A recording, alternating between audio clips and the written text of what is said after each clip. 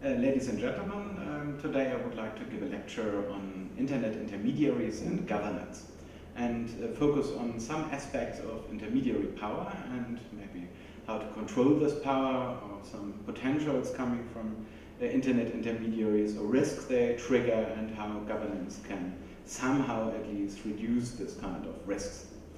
So the first thing we've to ask ourselves is, what are internet intermediaries? That's not really an easy question to answer, because the term is used in completely different ways, and sometimes the term is even used in a political manner, that, for example, representatives of internet intermediaries call their business intermediary business because they do not want to fall into the category of traditional media, for example, because it's associated with specific duties of care. They do not really believe that they are appropriate for them. So the term is not an easy one. If you start thinking about that, I believe it's fair to say that internet intermediaries are somehow the core of the internet, at least from the user's perspective, and they are services that have really a kind of structuring function for specific modes of communication. That's a kind of working definition I would like to apply to internet intermediaries. We have actually different types or prototypes of intermediaries. It's hard to put them into categories, because every day a new kind of service starts, and it's really hard to say whether it fits in one category or the other. Nevertheless, I believe it's of some value that you think about those different types, because they are associated with different potentials and maybe associated with some risks, specific risks as well. So one category is the traditional, you can already call it traditional user-generated content type. YouTube is very popular. User can upload material on YouTube. It's a service that is offered more or less all over the world in a similar style, and that of course is to some extent associated with challenges, at least. When you ask people offering these kind of services, then, for example, they tell you that every day they are subject to some notices from governments, for example, asking to take down a specific video from some group claiming they are terrorists. And if you approach those terrorists, alleged terrorists, they say you, hey, we are the opposition in this country, and YouTube is the only way to bring the message across to the population. And here you can see one type of problems associated with intermediaries and for intermediaries, and that is that many of them deliver their service in a similar manner all over the world, and touching different jurisdictions and different interests of the state, and have to deal with that, which is not easy, because most of them have the policy that they really do not want to intervene with the content uploading on political grounds. And there is so far no framework telling it's proper for an intermediary to do that in this occasion, and it's improper to do that in a different occasion. That is, for example, one basket of questions arising when we talk about intermediary governance and things like that. Another type of intermediary service is what we sometimes call social media. Facebook is the best example. It's an instrument that enables users to somehow shape their own digital identity, because they can choose what kind of material they want to put on their page, and it is also an instrument to do what we call relationship management. So they can decide to which person do I want to have, which kind of relationship, what material do I share with a person, and another person is not included into this kind of, as my colleague Jens Schmidt calls it, private, personal public spheres. This is, of course, a contradiction in term, intended one, of course, because and that's interesting with this kind of intermediary service from a governance perspective, that in former times we had one public sphere, or we assume that there is one public sphere. The society has a kind of mirror. Traditional media play a role there, and you could say that something is public when the whole society is aware of that, or at least that a member of the public can assume that another member of the public is aware of this fact. Then it is public in the sense the sociologist Niklas Luhmann phrases it, at least. And with social media of this style, we now create a lot of different kinds of public spheres. And that challenges information governance in a specific way, because many legal regulations are done in a way that they assume something is private or public. But now we have a lot of shades of gray in between, and what does that actually mean? Some copyright orders, for example, know a thing that is called a limitation of copyright for private copying. And private, opposed to something being public, was used to be defined as something in the inner circle of friends. It is allowed in Germany, for example, to share pictures, some kind of music files or things like that among your friends. But is that true for all your maybe 500 or 1,000 Facebook friends as well? So that just to make you aware that this kind of intermediary service challenges our understanding of what is private and what is public. And that's not a problem in itself, but it can create problems when it comes to the application of traditional media law categories and tests we have developed during the time.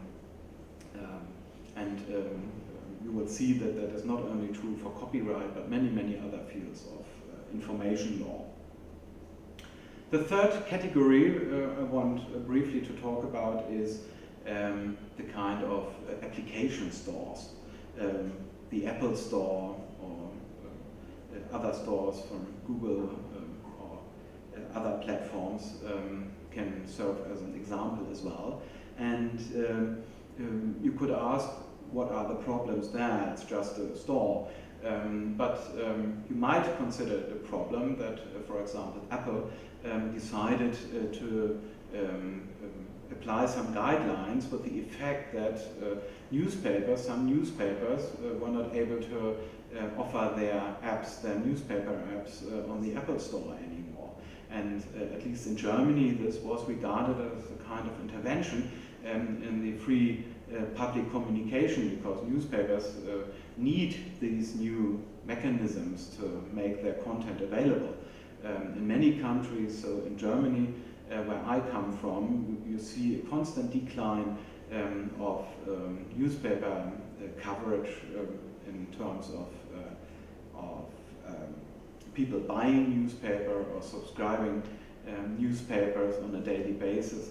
And so newspaper publishers need new means to bring their message across to the audience. And when you are blocked from one of the major stores there, it creates a problem, or at least a great challenge for them to reach their audience. And you can say it's commercial, and so companies can and have to decide on the grounds of their own policy, but when it touches the structure of public communication, it might be a different story, since at least in some jurisdictions you have a kind of responsibility of the state or the government to ensure that public communication functions and that there is diversity of opinions, and to some extent that there are privileges for professional media as far as they needed to deliver their service. That's another basket of interesting questions revolving around internet intermediaries. Another group of services are search, internet search, Google style. And Google, of course, is a good example. In many, many countries, this service is the most important search service. In Germany, for example, nearly 90% of the searches in the internet, the traditional searches, are dealt with by Google. So we can really talk about a rather strong market position here.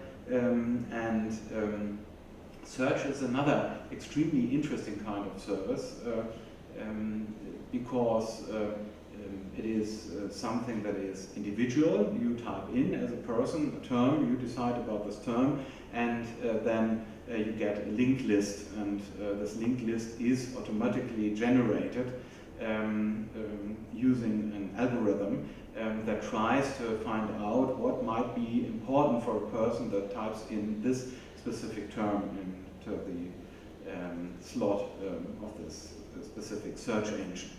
On the other hand, you can see that search engines create a kind of public sphere because when you type in a specific term and see what is on the front rank, that gives you an overview about what might be important for other people as well. Same thing is a controversy we have in Europe right now about the thing that is called Google autocomplete. Other search engines have that as well. And that means, most of you will be familiar with that, that you type in some letters and then the autocompletion gives you a suggestion what you might mean, what you want to type in.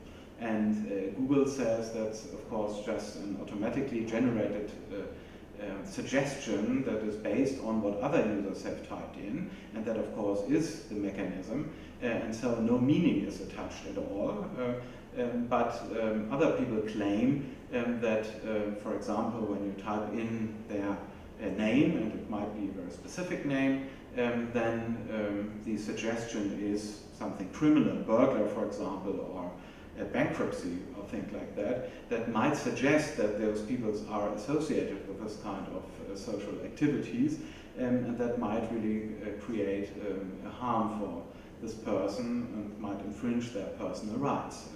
There have been some cases in different countries in Europe, in Germany, for example, and in France, just highlighting since those services are really have become so important for public communications that a lot of legal questions and challenges are associated with them.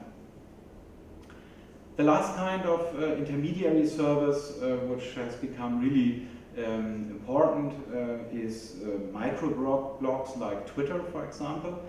Some people really associate things like the Arab Spring with these kind of services because it was only possible to mobilize masses and to create an effective opposition work by using these kind of micro-blogs, micro-broadcasts, and many people believe that the potential of the internet can best be shown by referring to these kind of services, and that is of course to some extent true. On the other hand, you can see that it very much depends on other factors like the current situation of the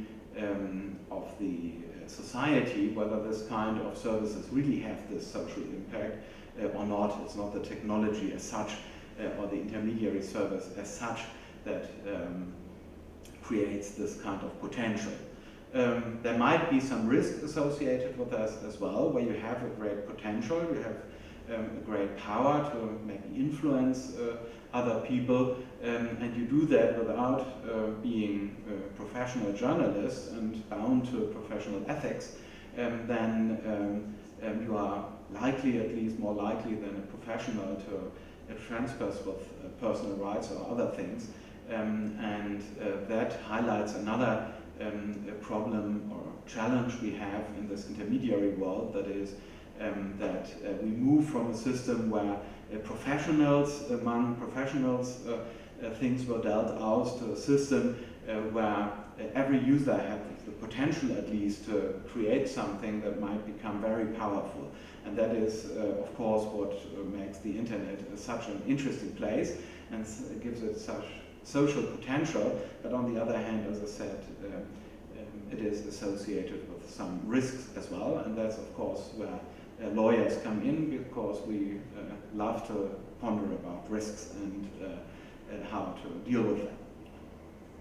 I have already highlighted the importance of internet intermediaries. Just one very specific German thing that might highlight the potential in a specific way. Last year, colleagues of mine from the Hans Bredow Institute did a survey in Germany, and they simply asked people, what is the most important source of news for you when it comes to news, general news about the things going on in Germany? It was a very broad question, and they really wanted to find out what people say. There were no categories given, and the outcome was interesting in at least two ways.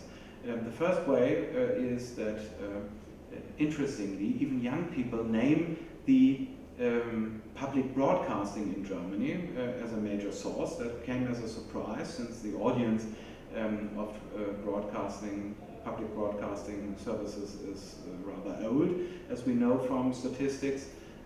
But here we could see that the importance attached to those services is rather high. But what is more relevant in the context of this lecture is that when you take the people from the age of 14 to 29, then the third most important source is Google. And on the rank number 6, it's Facebook. And what does that mean?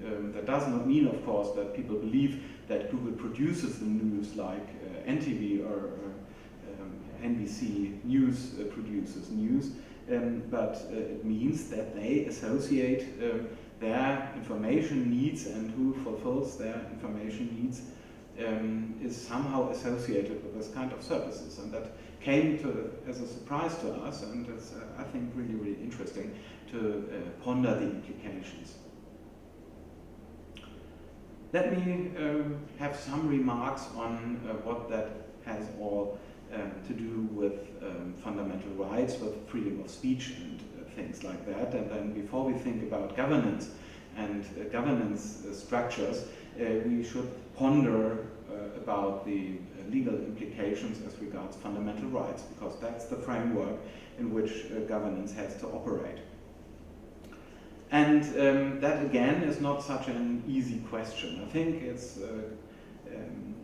not really disputed that communication via the internet falls within the scope of all freedom of speech guarantees we can find all over the world, because it is one means of communication.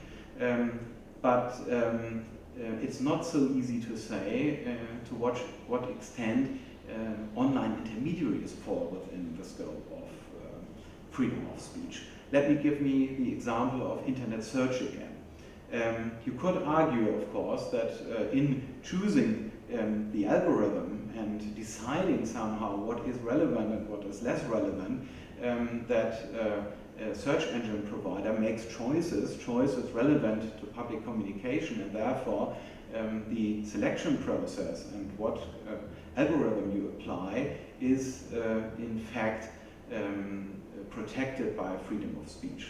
But on the other hand, even those providers claim that it is rather a technical mechanism they apply. They just want not to give their own opinion. What they want to do is to find the best way to serve the user and to understand what the need of the user in this situation is and what information he might require.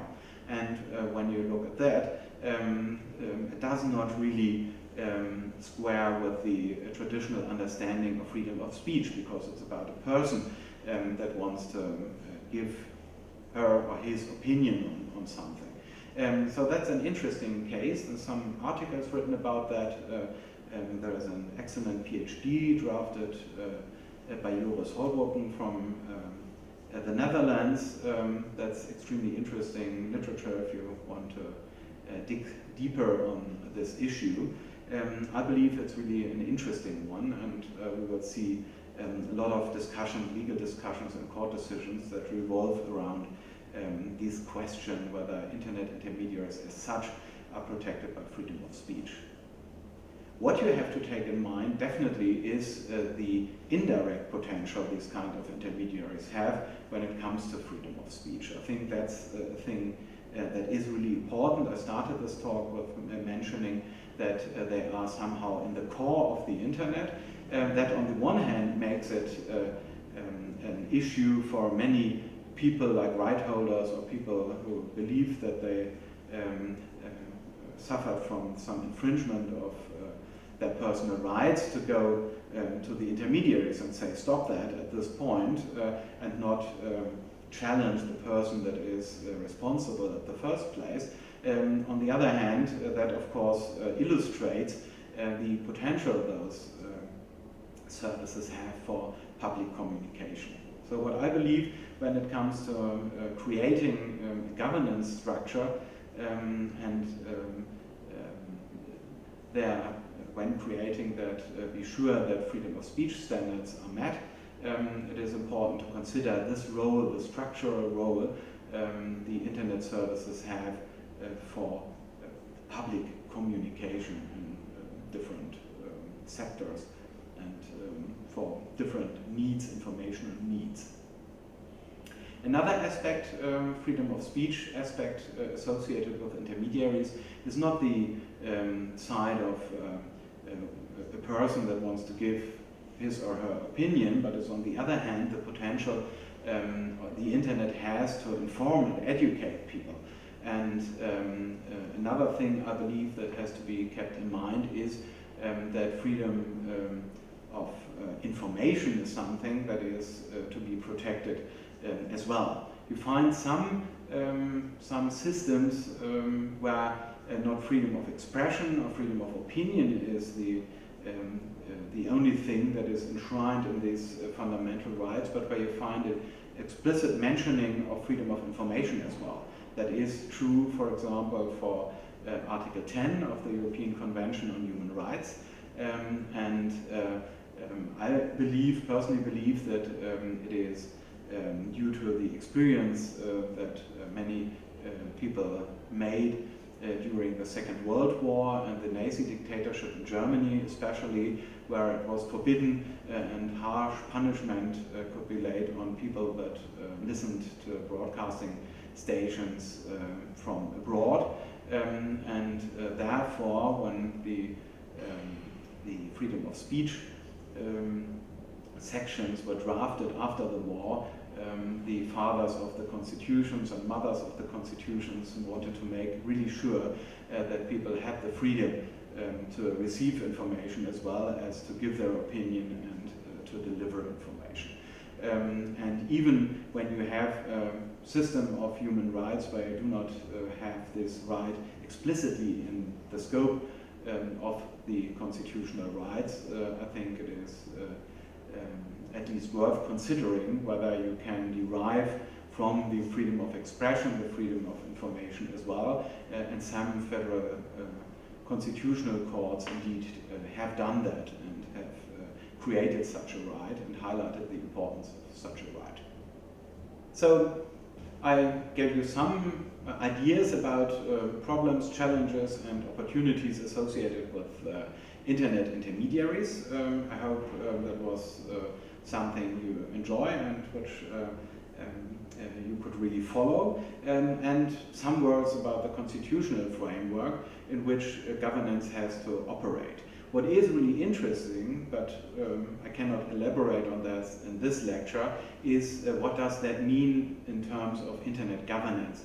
And when we talk about internet governance, we talk actually about different levels, about internet governance on an international level and internet governance on a national level, which is, as I told you, and you maybe know already, is really a challenge because many services are delivered in the same way all over the world. But I believe that it is important, and that's why I focused on that in this lecture, to keep these fundamental rights issue in mind. That is not just something for speeches and international conventions. It's something really to be observed when designing governance system, for example, a system where the state and the industry cooperates, what we call co-regulation, for example. In each section of this kind of regulation, you have to ask whether freedom of speech standards are met. Because you can, as an industry and society, you can believe that co-regulation is a good thing because the state does not really intervene in some parts where the industry is responsible. But we have to be very careful not to create a framework in which there is an incentive for the industry to self-censor itself. Then it would contradict freedom of speech aspects and not be in favor of freedom of speech. So what I want to say at the end is when talking about internet governance, at every section of that, you have to be aware of these freedom of speech effects. And that's my closing remark. I hope you enjoyed that, and thanks very much for listening.